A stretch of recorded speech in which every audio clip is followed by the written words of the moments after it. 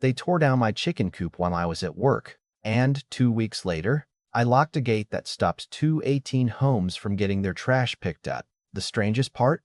I wasn't trying to start a fight with my neighborhood. I was just protecting something they forgot existed, my property rights. My name is Daniel Harper. I'm 63 years old, and I spend most of my working life as a health inspector in Mesa, Arizona. I spent decades walking into homes, businesses, and public buildings, making sure people were safe. I've seen bad wiring, unsafe conditions, and landlords who cared more about saving money than protecting the people living inside their walls. I never thought that one day I would become the person fighting the system I spent my life enforcing. But life has a strange way of bringing old battles back around. Years before any of this happened, I rented a small house from a woman named Elaine Whitmore. The house belonged to her family, and at first, I thought I had found a quiet place where my family could settle down. But within weeks, I started noticing problems.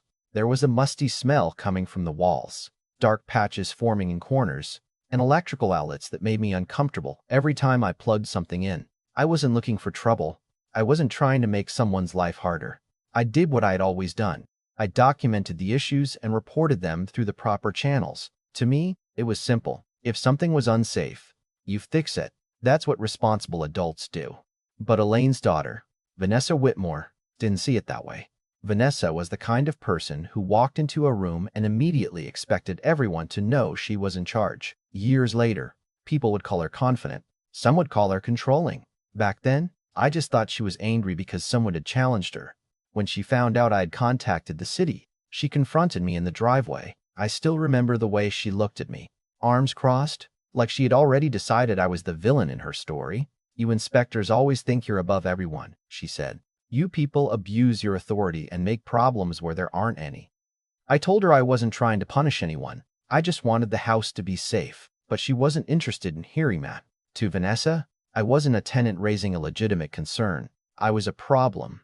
A few months later, I received an eviction notice. My family and I had to leave, and for 6 weeks, we lived in a roadside motel while we figured out what came next. I remember sitting on that motel bed one night, looking at the ceiling, wondering if doing the right thing was always supposed to feel like losing. I never forgot that moment, not because I was angry, but because it taught me something important. Sometimes people don't dislike you because you're wrong. Sometimes they dislike you because you refuse to stay quiet. For years, I moved on. I retired, spent more time with family, and honestly thought I would never hear Vanessa Whitmore's name again. Then my uncle passed away and left me his home in a private gated community outside Phoenix. It was a beautiful place, quiet streets, desert landscaping, neighbors who waved when they drove by. I thought maybe this was my chance to finally enjoy a peaceful chapter of life. What I didn't know was that Vanessa had built an entirely new reputation for herself. She was no longer just the landlord's daughter from my past. She was now the president of the homeowners association that controlled my neighborhood. When I first saw her at an HOA meeting, I barely recognized her. She recognized me immediately. She smiled. But it wasn't the kind of smile people give when they're happy to see an old acquaintance. It was the kind of smile people give when they think they already know how the story ends. "Daniel Harper," she said, "I never expected you would end up here." I looked around the room and realized something. The person who once tried to silence me now had authority over the place I lived. I wasn't looking for revenge. I wasn't trying to reopen an old chapter. I just wanted to enjoy my retirement, grow a few vegetables, and maybe keep a few chickens in my backyard. So I built a small chicken coop behind my house. Nothing extravagant. It was 10 feet by 4 feet, clean, organized, and built according to Arizona guidelines. I had 8 brown hens, and honestly, they were probably the quietest neighbors on the entire block. I spent about $6,000 building it, not because I wanted to make a statement, but because I wanted something simple, fresh eggs, a little routine, something peaceful after a lifetime of dealing with other people's problems. I thought it would be the end of the story. I was wrong. Because while I was away at work one morning, Vanessa made a decision that changed everything. She sent a demolition crew onto my property, and by the time I came home, the chicken coop I built with my own hands was gone. Just a pile of broken wood and scattered material sitting in my backyard. There was no conversation, no warning, no chance to fix anything. Just a clean, cold decision made by someone who believed the rules only mattered when they were convenient. 2 days later, The HOA letter arrived. The reason listed was simple: community appearance violation. I read that sentence several times. After everything I had seen in my career, after years of inspecting actual safety hazards, I couldn't believe a legal backyard structure had been destroyed because someone didn't like how it looked. And that was the moment I realized this wasn't just about a chicken coop anymore. Vanessa thought she had removed a small problem from her neighborhood. She didn't realize she had just reminded me to look at the paperwork. And sometimes the smallest detail in a forgotten document can completely change who actually holds the power. When I saw that HOA letter sitting on my kitchen table, I'll admit I was angry. Not the kind of anger where you start yelling or breaking things. I was the kind of angry that makes you sit quietly, pour yourself a cup of coffee, and start looking for answers. After decades as a health inspector, I learned something important. Emotions can make you react, but documents can make you win. So instead of arguing with Vanessa, I went into my home office and started pulling out old records. I had boxes of paperwork from my uncle's estate, property documents, surveys, and everything that came with the house. Most people would have ignored those papers for years, but I had spent my career reading details that other people skipped. A single sentence in a government record could change everything, and that night, somewhere between old tax records and faded maps, I found something that made me sit back in my chair. There was a private access agreement connected to my property that nobody in the HOA seemed to remember. It wasn't a small detail. It was a piece of land history that had been sitting there for decades. Back in 1994, my uncle had granted a private access route through his property so the surrounding homes could reach the community waste collection area. The road was about 1/3 of a mile long, running along the edge of my land and connecting the entire neighborhood's trash compound to the public access point. For years, every garbage truck entering that area had been using that route. Every week, hundreds of trash bins depended on a road that technically belonged to my property rights. The more I read, the more interesting it became. The agreement was not a permanent public easement. It wasn't transferred ownership. It was a private permission agreement that allowed access under specific conditions. In simple terms, the HOA wasn't using their road. They were using mine. And the biggest mistake they made was assuming they owned something just because they had been using it for years. I sat there looking at those documents, thinking about the irony of it all.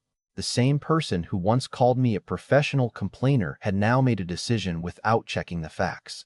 Vanessa had spent years telling everyone she understood rules better than anyone else, but she had missed the one rule that mattered most. You don't take away someone's property rights just because you have a position of authority. The next morning, I called the property attorney to confirm what I had found. I didn't want revenge. I didn't want to create chaos. I wanted to make sure I understood exactly where I stood. After reviewing the documents, the attorney looked at me and said, "Daniel, this is not just about a chicken coop anymore. They may have created a serious problem for themselves."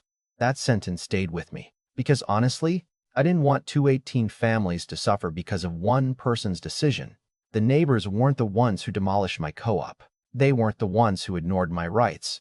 But Vanessa had made the mistake of turning a personal conflict into a community problem. So I did something I knew would get everyone's attention. I installed a secure hydraulic steel gate at the entrance of the private road. It wasn't some cheap barrier thrown together overnight. It was professionally installed, with electronic access controls and clear signage.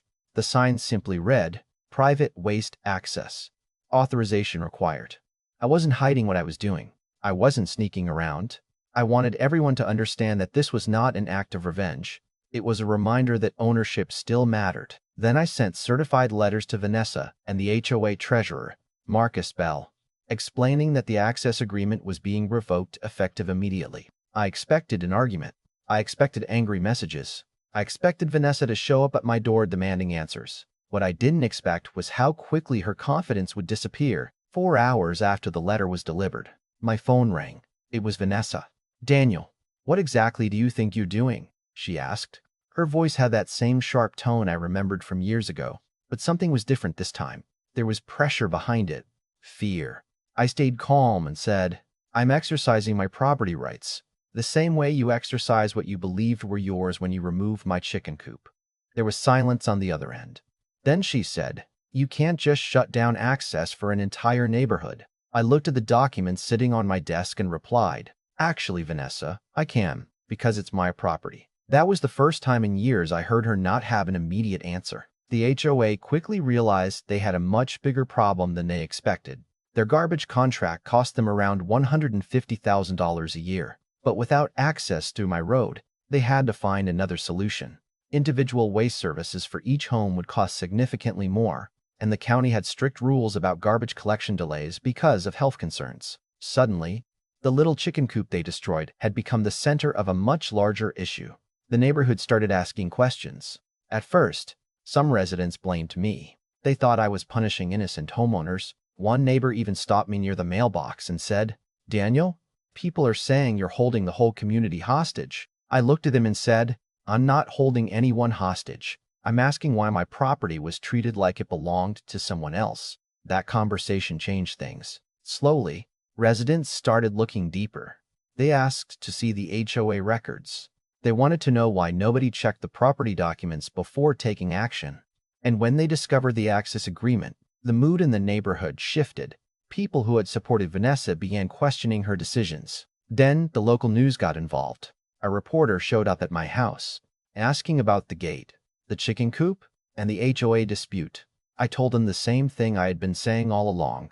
This was never about chickens. It was about whether rules apply equally to everyone. The story spread quickly. The headline focused on the strange twist everyone found impossible to ignore.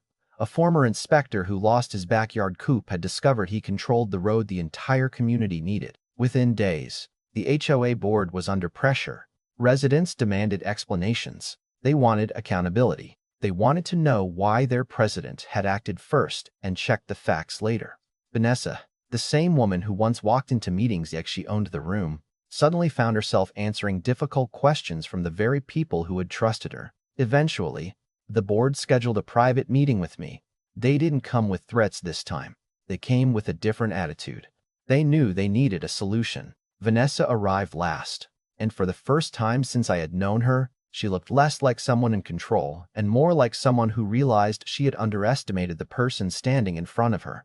She placed a folder on my table and said, "Daniel, we need to talk about terms." I looked at her and thought about everything that had happened. The eviction, the motel, the years of being labeled a troublemaker for simply speaking up. And now, after all of that, the person who once tried to silence me was sitting across from me asking for permission to use my land. I opened my folder, placed a contract on the table, and slid it toward her. "These are my terms," I said. And for the first time, Vanessa Whitmore had to listen. The contract I placed in front of Vanessa wasn't about revenge. It wasn't about embarrassing her or making her feel what I felt years earlier. I had already learned that bitterness only keeps you tied to the people who hurt you. What I wanted was accountability. I wanted a solution that protected my property and reminded everyone involved that ownership wasn't just a word written on a piece of paper. Vanessa picked up the contract and started reading. The first term was simple. The HOA would pay $2,150 every month for continued access to the private waste road. When you divided that between 218 homes, it came out to just a little over $13 per household, less than most people spend on a few cups of coffee. The second term required the HOA to reimburse me $9,000 for the destruction of my chicken coop and the damages caused by their decision. The third term was the one Vanessa hated the most. She had to attend an 8-hour property rights and community governance seminar. I could tell from her expression that she thought that part was insulting. She looked up and said, "You want me to take a class?" I nodded. "Yes, because someone in your position should understand the difference between enforcing rules and abusing authority." For a moment, nobody said anything. The room was completely quiet. Marcus Bell, the HOA treasurer, looked down at the table because even he knew there wasn't much left to argue. The final condition was simple. If the HOA missed payments, access would be suspended again, and restoring the agreement would require a reactivation fee of $11,500. It wasn't a threat. It was a boundary, something I wish I had set years earlier. Vanessa leaned back in her chair and sighed. "You really planned all of this?" I smiled slightly and said, "No, Vanessa, you planned it. I just read the paperwork." That was the moment I realized something important. People who rely on power often forget that power can disappear the moment someone decides to challenge it. For years, Vanessa believed her title as HOA president made her untouchable. But a title doesn't erase property records. A position doesn't override the law. And confidence doesn't replace facts. The agreement was eventually approved by the HOA board. Not because they suddenly liked me, and not because everyone admitted they were wrong overnight. It happened because reality finally caught up with them. The residents had seen the documents. They knew what happened. They knew the chicken coop was never the real issue. The real issue was that one person had become so comfortable making decisions for everyone else that she forgot there were limits. Over the next few months, the neighborhood changed. Some neighbors apologized to me. A few admitted they had judged me before knowing the full story. One elderly couple who lived 3 houses down stopped by with a dozen fresh eggs from their own chickens and laughed, saying, "Looks like you started a chicken revolution." I laughed too because, honestly, the whole situation was ridiculous. If someone had told me years earlier that a few backyard chickens would lead to a property dispute, a news story, and a neighborhood debate about rights and responsibility, I would have thought they were joking. But sometimes the smallest things reveal the biggest problems. Vanessa eventually resigned as HOA president after continued pressure from residents. I don't know if she ever truly understood why people were upset. Maybe she saw it as a disagreement over rules. Maybe she saw herself as someone just trying to maintain standards. But leadership isn't about making everyone follow you. It's about remembering that the people you serve still have rights. As for me, I rebuilt my chicken coop. Actually, I made it better than the first one. Stronger materials, more space, and a better design. Every morning, I walk outside, feed the chickens, and collect fresh eggs. It's a small thing. But after everything that happens, it reminds me that peace isn't something people give you. Sometimes, you have to protect it yourself. And the funniest part of the entire story is this. The woman who once called me a professional complainer is now part of the reason I earn an extra $34,000 a year. But the money was never the victory. The victory was proving that ordinary people don't have to be powerless when someone with authority crosses the line. Rules matter, property matters, and respect matters. So I want to hear what you think. Was I right to revoke the access agreement after my property was destroyed, or should I have handled things differently? Do you think HOA boards sometimes forget they work for the community instead of controlling it? Share your opinion in the comments, because these situations always have two sides. And the most interesting conversations happen when people are willing to debate where the line between authority and overreach really is. If you enjoyed this story, make sure to subscribe for more real-life inspired stories about property battles, unexpected twists, and ordinary people standing up when nobody expects them to win.